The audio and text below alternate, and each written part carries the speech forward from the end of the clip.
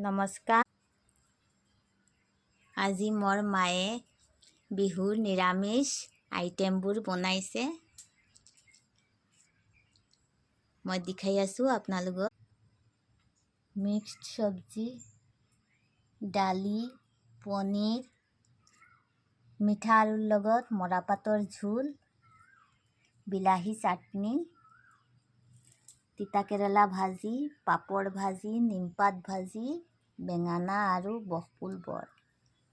ভাল লাগিলে আপোনালোকে মোৰ মাৰ কাৰণে বেছিকৈ লাইক, শ্বেয়াৰ আৰু ছাবস্ক্ৰাইব কৰিব। আপোনালোকৰ নিমন্ত্ৰণ থাকিলে।